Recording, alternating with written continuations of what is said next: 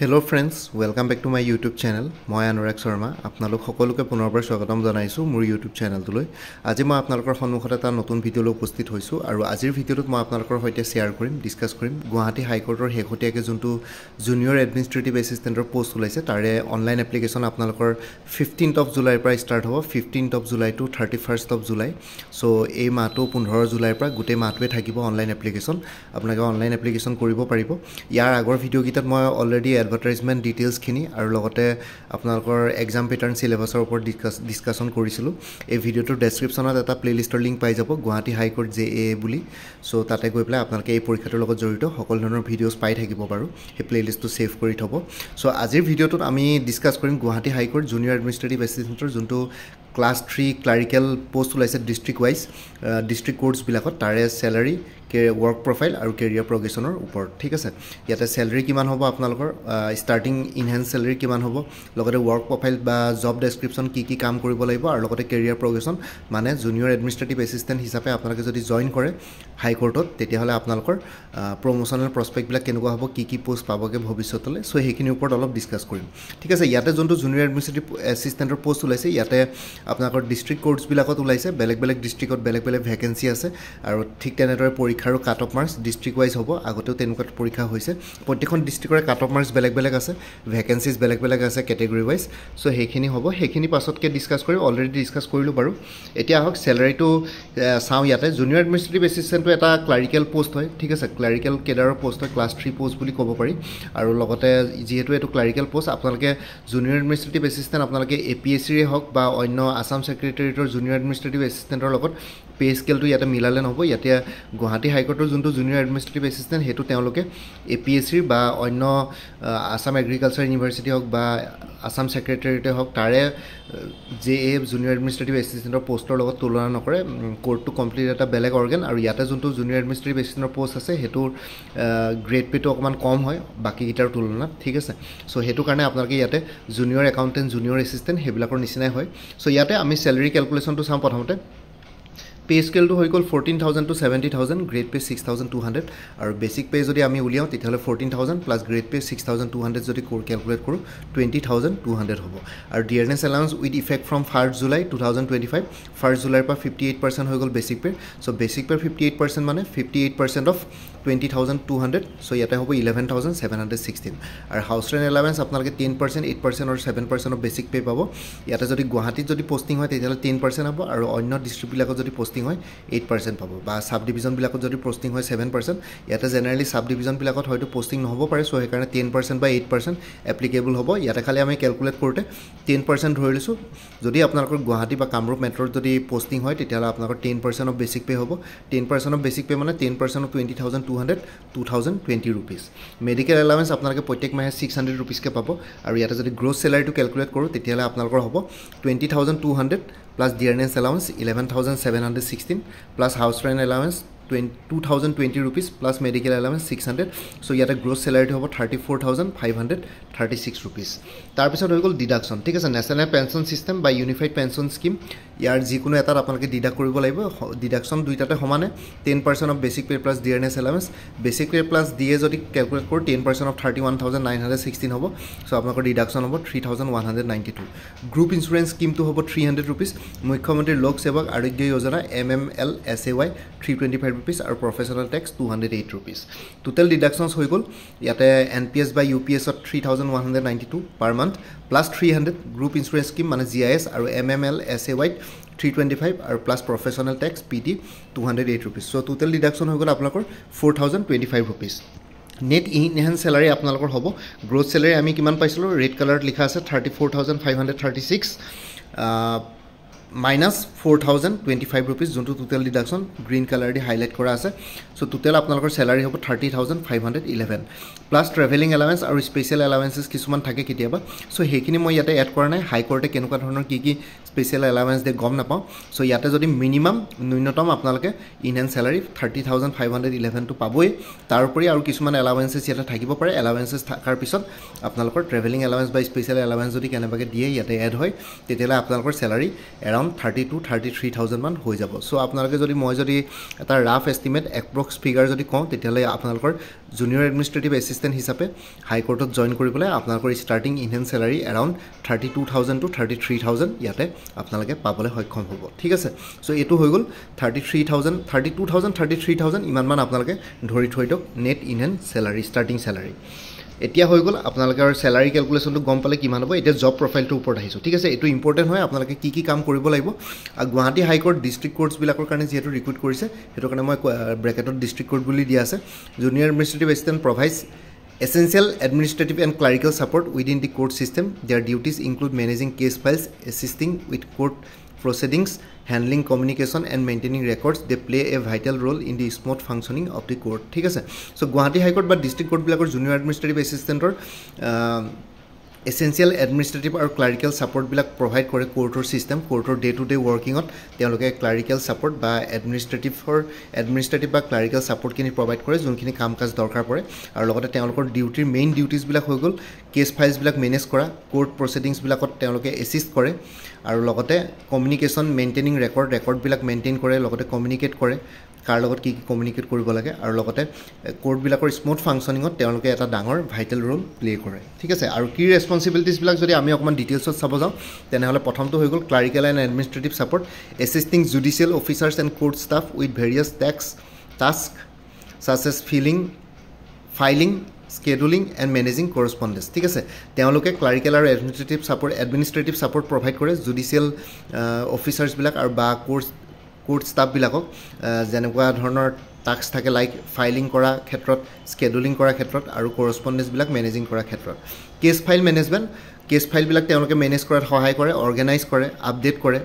case files বিলাক maintain কৰে আৰু একুৰেট আৰু এক্সেসিবল ৰেকৰ্ডছ বিলাক তেওঁলোকে ইয়াতে মেইনটেইন কৰি পেলাই এনচিওৰ কৰে যে ৰেকৰ্ডছ বিলাক একুৰেট হয় আৰু এক্সেসিবল হয় যেতিয়া বিচাৰে তেতিয়াই যতে পাই যায় ঠিক আছে আজিকালি গুটেবিলাক কম্পিউটাৰাইজ হৈ গ'ল আপোনালোকে কম্পিউটাৰতে কাম কৰিব লাগিব হেতু কাৰণে আপোনালোকৰ মিনিমাম 3 মান্থছৰ কম্পিউটাৰ ডিপ্লোমা ইয়াতে বিচাৰিছে ৰেকৰ্ড কিপিং একুৰেটলি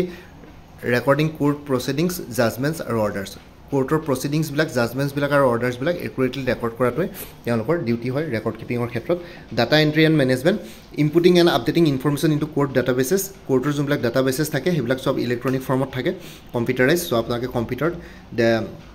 ডাটাখিনি এন্ট্ৰি কৰিব লাগিব গুটেখিনি বস্তু আপডেট কৰিব লাগিব ইনফৰমেশ্যন বিলাক আপডেটেড কৰিব লাগিব কোৰ্টৰ ডাটাবেছত সেইবিলাক এন্ট্ৰি কৰি পেলাই ৰাখিব লাগিব বস্তুখিনি আৰু যতে সেইখিনি বস্তু ভৱিষ্যতলৈ একুৰেট হয় ইনফৰমেশ্যন আৰু লগতে এক্সেসিবল হয় ঠিক আছে সো সেইখিনি কথা কমিউনিকেশ্যন হৈ গ'ল facilitating communication between court staff lawyers and the public আৰু তেওঁলোকে ফেচিলিটেট কৰে communication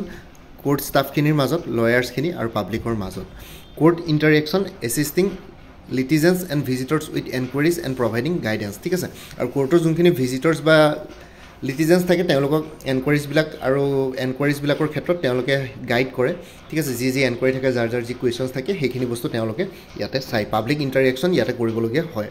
courtroom support assisting with the operation of audio visual equipment and other tasks during court proceedings আৰু court proceedingsৰ ক্ষেত্ৰত তেওঁলোকে courtroom ৰ ভিতৰটো তেওঁলোকে audio visual equipment আৰু অন্য tasks বিলাকৰ ক্ষেত্ৰত তেওঁলোকে ইয়াতে assist কৰে technical support troubleshooting basic technical issues with office equipment মানে generally ইয়াতে computers বিলাকৰ কথা কৈছে যেহেতু আপোনালোকে সদায় junior administrative assistant হিচাপে কম্পিউটাৰ বিলাকৰ লাগি থাকিব লাগিব সো কিবা যদি কেনেবাকে troubleshooting হয় তেতিয়াহলে basic technical issues বিলাক ইয়াতে আপোনালোকে office equipment বিলাকত ইয়াতে help কৰাত support কৰিব লাগিব মানে sort out কৰাত ইয়াতে support কৰিব লাগিব technical support খিনি আপোনালোকে দিব পাৰিব লাগিব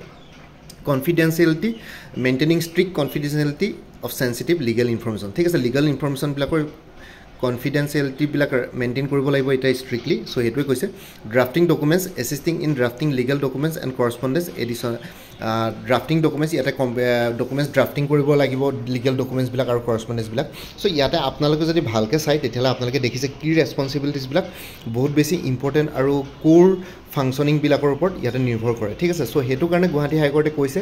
যে মিনিমাম কোনবাই যদি এটা কোৱালিফাইং মাৰ্কস নাপায়গে তেওঁলোকে পিছত হেতু বস্তু পিছত কবগে কোনবা এটা ক্যাটেগৰি ক্যান্ডিডেটে যদি বহুত বেছি কম নম্বৰ পায় কম মাৰ্কস পায় তেতিয়ালে তেওঁ হয়তো এপয়েন্টমেন্ট নিদিব এটা ন্যূনতম কিবা এটা মিনিমাম সিলেকশন ক্ৰাইটেৰিয়া এটা ফলো কৰিব তেওঁলোকে সো হেতু কাৰণে এইখিনি বস্তু জানিবৰ কাৰণে আপোনালোকে যথেষ্ট নলেজৰ দৰকাৰ এনে জাকে তাকে ধৰক কম কাটৰ মাৰ্কসতে ভৰাই দিলে মানে হয়তো নাজানিব পাৰে এইখিনি বস্তু হেকাৰণে গুৱাহাটী হাই কোৰ্টে নিজৰ বস্তুখিনি ডিজাৰ্ভ কৰে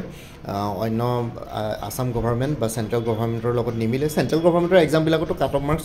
অলপ হ'লেও ঠিকেই থাকে কিন্তু আসাম গভৰ্ণমেণ্টৰ কাট অফ মাৰ্কছ আপোনালোকে দেখিছে আৰু কেতিয়াবাতো মাইনাছতো যায়গৈ চ' সেইটো কাৰণে এইখিনি বস্তু জানিবৰ কাৰণে আপোনালোকৰ লাগিব নহ'লে ইয়াতে আপোনালোকে কোৰ্টে এইখিনি বস্তু ৰিস্ক নলয় কোৰ্টে মানে কোৱালিটিত কম্প্ৰমাইজ নকৰে নিজৰ ৱৰ্কিংখিনিৰ ক্ষেত্ৰত চ' এইখিনি যথেষ্টখিনি ইয়াতে দৰকাৰ পৰে ঠিক আছে আৰু এডিশ্যনেল ইনফৰমেশ্যনবিলাক কিছুমান আছে এডিশ্যনেল ইনফৰমেশ্যন মানে ৱৰ্কিং আৱাৰ্ছৰ কথা কৈছোঁ ৱৰ্কিং আৱাৰ্ছ মানে আপোনালোকে generally the job involve standard office hours 10 AM to 5 PM but occasional overtime may be required আৰু ৱৰ্কিং আৱাৰ্ছবিলাক জেনেৰেলি ষ্টেণ্ডাৰ্ড অফিচ আৱাৰ্ছতে হয় ৰাতিপুৱা 10টা বজাৰ আবেলি 5টা বজাত আৰু কেতিয়াবা অকেজনেল অভাৰ টাইম লাগে যদি কিবা ইম্পৰ্টেণ্ট মেটাৰ থাকে computer skills proficiency in computer operations and software applications is essential আৰু কম্পিউটাৰ প্ৰফিচিয়েঞ্চি ইয়াতে লাগিব ছফ্টৱেৰ এপ্লিকেশ্যনছবিলাকত ইয়াতে আপোনালোকৰ নলেজ থাকিব লাগিব ঠিক আছে স্কিল থাকিব লাগিব তেতিয়াহে ল'ব কাৰণ 3 মাহ কম্পিউটাৰ চাৰ্টিফিকেশ্যন কোৰ্চ বিচাৰিছে 3 মান্থছ নে 6 মান্থছ কিবা এটা বিচাৰিছিল পাহৰি গ'লোঁ বাৰু চ' এইখিনি লাগিব আপোনালোকে ইয়াতে টাইপিং টেষ্ট ল'ব লগতে আপোনালোকৰ স্প্ৰেডশ্বীটৰ কিবা কিবি সেইবিলাক টেষ্ট ল'ব চ' এইটো কাৰণে কম্পিউটাৰ স্কিলখিনি ইয়াতে দৰকাৰ পৰিব আৰু লেংগুৱেজ প্ৰফিচিয়েঞ্চি ঠিক আছে knowledge of the local language example Assamese for the Guwahati high court is usually required so' Guwahati হাইকোৰ্টটো যিহেতু এটা আমাৰ ইণ্টিগ্ৰেটেড জুডিচিয়েল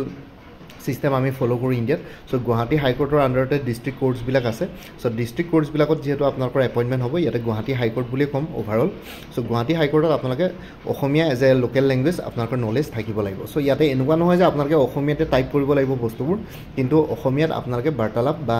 কমিউনিকেট কৰিব পাৰিব লাগিব ঠিক আছে চ' এইখিনিয়ে হৈ গ'ল